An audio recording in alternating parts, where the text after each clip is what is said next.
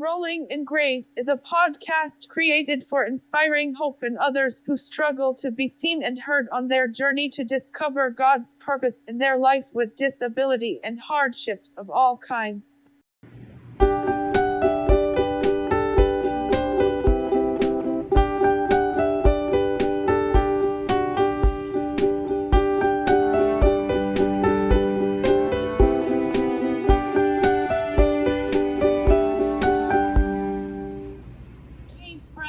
Happy summer. I hope God has brought you some unexpected blessings this month. Thanks for joining me on this episode of the Rolling in Grace podcast. You may be wondering what the title 40-Year Reflections is referring to. Well, let's just say coming to grips with turning 40 has been a process. It's funny because for the last couple months, I have been having flashbacks to this one day during my sophomore year of high school when I was 16 and wondering what being 40 would look like. It's wildly different than what I pictured, both for better and worse. My birthday is June 30th and I had intended to release this episode before then and do another one for July with my thoughts on Disability Pride Month. But seeing as the 80th anniversary was July 26th, I'm going to combine both. I've been struggling to feel well with all the weird after effects of having stupid COVID.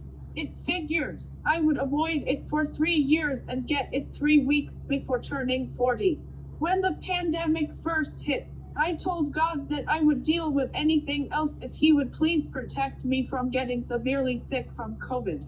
While I am thankful not to have any serious respiratory issues aside from chronic allergies, I have to be wary of respiratory illnesses because it's difficult for me to expector it on my own, which makes me more susceptible to bronchitis and pneumonia.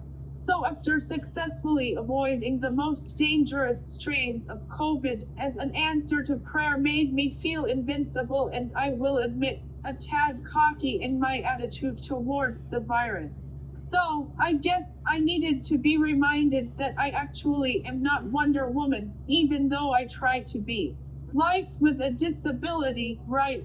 I think that learning to give myself grace with my own self-imposed deadlines has been one of the biggest lessons to come out of all my new medical issues over the last 7 years or so. Being a journalism major in college, you learn to live and die by deadlines that can't be moved. That's part of why I never had any desire to do news reporting. The news clock is evil, at least to me. For example, a news reporter may only have 30 minutes to get an article finished and ready to go to print or on the news desk. Whereas an entertainment writer or a community interest reporter may have a day or more to complete whatever piece they are working on. My body never reacted well to the pressure of the news clock. When I'm stressed, my muscles tighten, which makes typing and speaking more difficult. I honestly don't know how I passed my semester of news writing. There were many days that I would come home and cry. It was so bad I almost changed my major. But luckily, my advisor noticed that I had more credits for media analysis and criticism than I had for print, which was a huge relief because I didn't have to live under the news clock.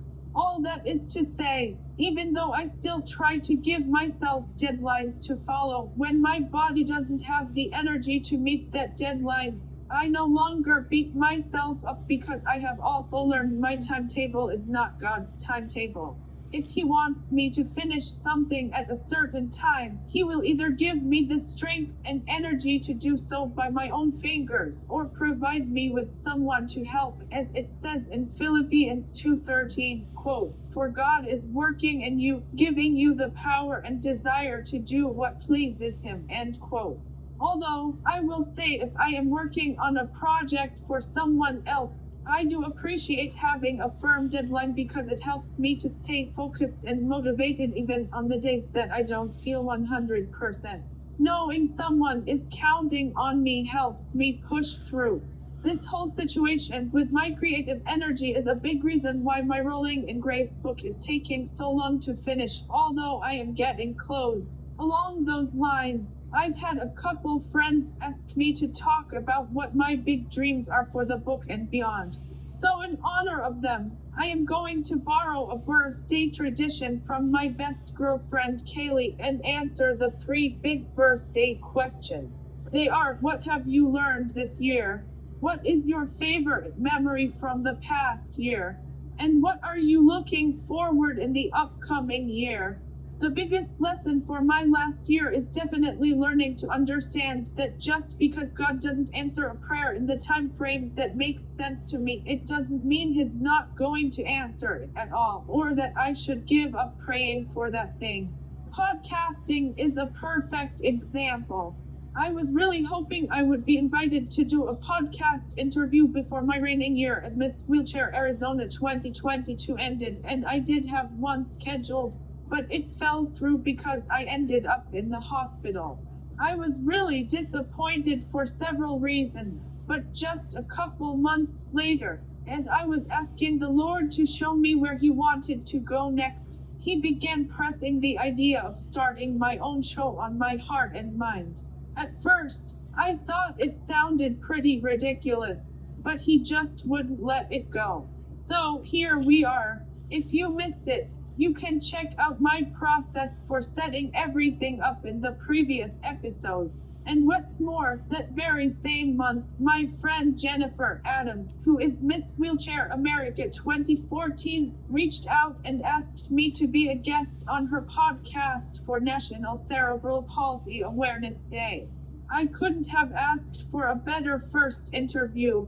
It was such a sweet full circle moment because meeting Jennifer at the end of her reign was a huge part of the catalyst for my Miss Wheelchair Arizona journey. I will add that interview to the playlist as a bonus episode in case you missed it on her show called Jennifer's Podium. Just to prove my point about God's timing and answered prayers, I am also excited to share that in just a couple weeks, I will be doing an interview on the Exceptional Leaders podcast. The episode will be released in September in honor of AAC Awareness Month.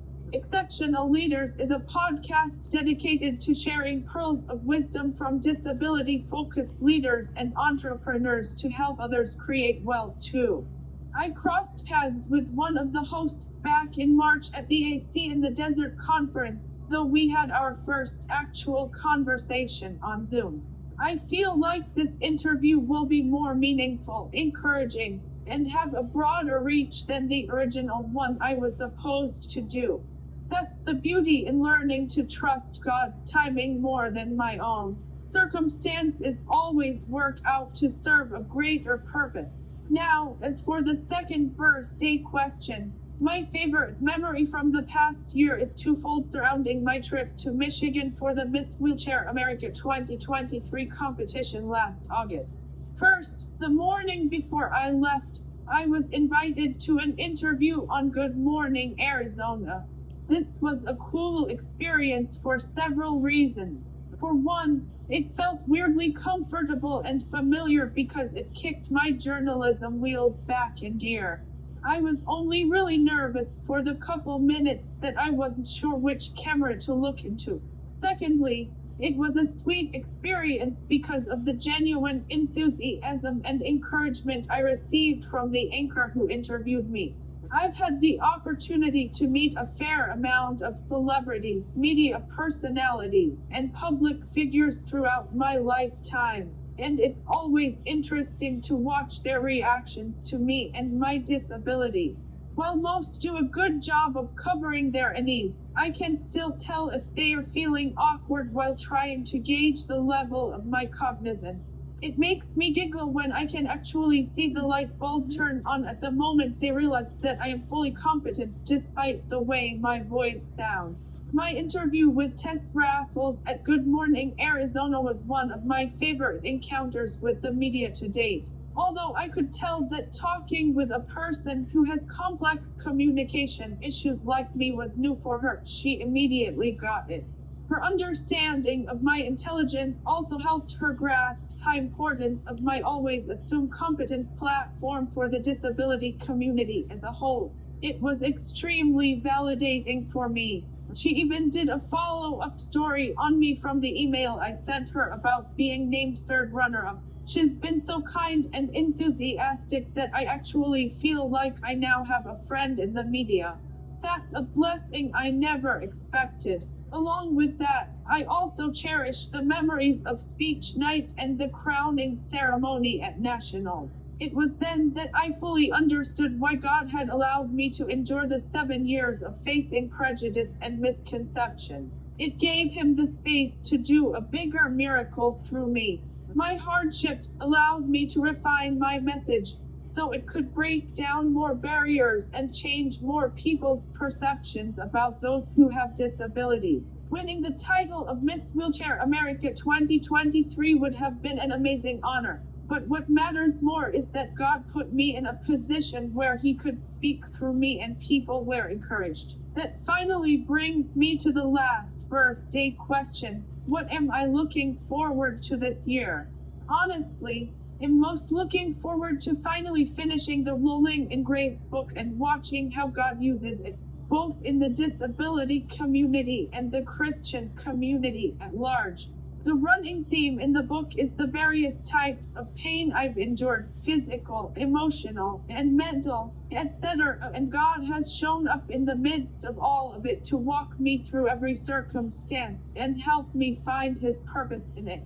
The fact is, whether we have a disability or not, we all endure suffering at various stages in this life. It's a consequence of living in an imperfect world. With this in mind, I'm praying my book will garner some invitations to share my story and encourage people at large mainstream Christian events, not just disability-focused ones. Even though many more churches are starting disability ministries than ever before, it's still pretty rare to see more than 1 or 2 token people with disabilities in the audience at a main worship service. They are always given their own room and separate message. Obviously, for people with certain behavioral or cognitive conditions, this is necessary and a blessing, but not for everyone. Suffering is universal, and if more non-disabled people were given the opportunity to bear the burdens of those with disabilities, I think we would discover more similarities than differences. I think that is the heart of Galatians 6:2-3, which says, quote, "Share each other's burdens, and in this way obey the law of Christ." If you think you are too important to help someone, you are only fooling yourself. You are not that important, end quote. I do have a few dream events in mind, but for now, I'll save those for my prayer journal. I don't want broadcasting my desires to drown out God's subtle cues. He always has much cooler things planned than I do. To that end, while I have been struggling to finish this episode and contemplating what desires are actually stirring the strongest in my heart, God has made a playlist of 5 things that have stayed on repeat in my head. They are 3 verses and 2 songs. In Proverbs chapter 16, verses 3 and 9 go hand in hand. They say, quote, "Commit your actions to the Lord, and your plans will succeed." We can make our plans, but the Lord determines our steps. End quote. This is the reminder that brings me back to trusting God's timing. As long as I let Him lead, everything I set out to do will encourage and point people towards Him, even if looks different than I imagine. Along with that, Psalm 37:4-5 echoes this truth. It says, quote, "Take delight in the Lord, and He will give you your heart's desires." Commit everything you do to the Lord. Trust Him, and He will help you, end quote.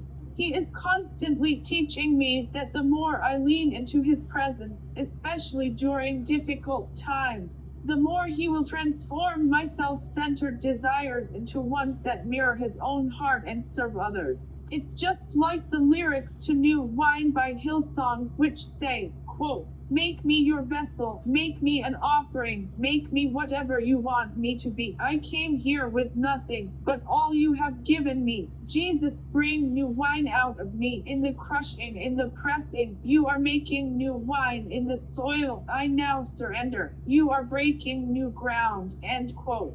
Now, to be honest, I had to listen to this song a couple of times and find the verses that inspired it to fully grasp the weight of its meaning.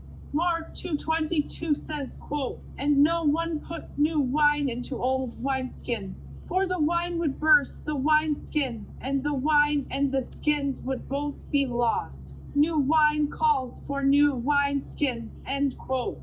It's impossible to truly follow God's calling in your life without letting Him refine you to strip away your old negative thoughts, wounds, bad habits, etc. All of those things could be described as old wineskins that wouldn't be strong enough to hold the new robust spirit He wants to pour into each one of us. I think that's also why the other song on God's repeat playlist in my mind lately is Make Room, most recently released by Meredith Andrews. Some of the lyrics go like this, quote, "Here is where I lay it down, every burden, every crown, this is my surrender, this is my surrender. Here is where I lay it down, every lie and every doubt, this is my surrender, and I will make room for you to do whatever you want to." End quote.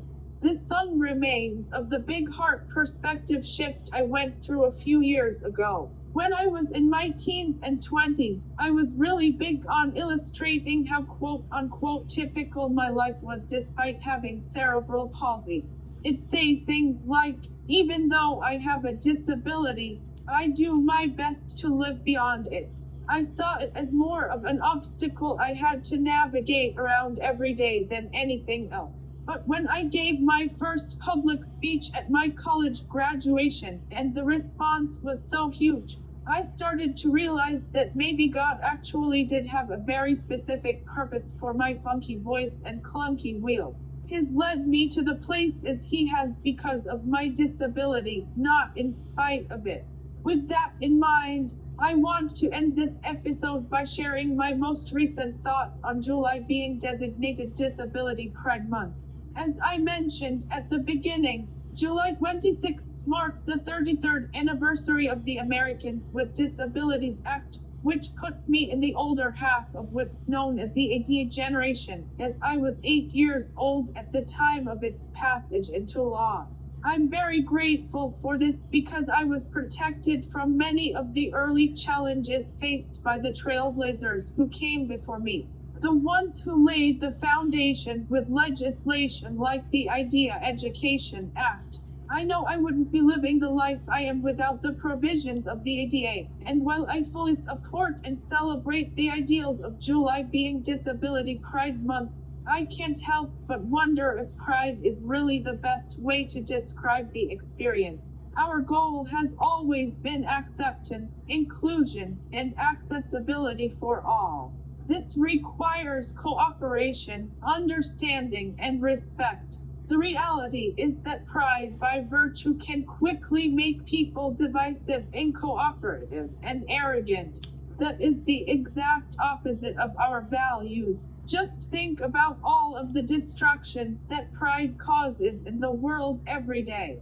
If we want to create unity, equality, and accessibility, would it not be better to call it Disability Appreciation Month or even Disability Empowerment Month? Just some ideas on my heart as I have been reflecting on the history, achievements, and all the work still yet to be done. Thank you for allowing me to share my journey with you. I hope it's been encouraging and relatable to your own life challenges and joys. I'm considering the possibility of starting to invite guests on for occasional conversations, including parents who are looking for hope and insight regarding their children's future potential while living with a disability. Please let me know if you like that idea.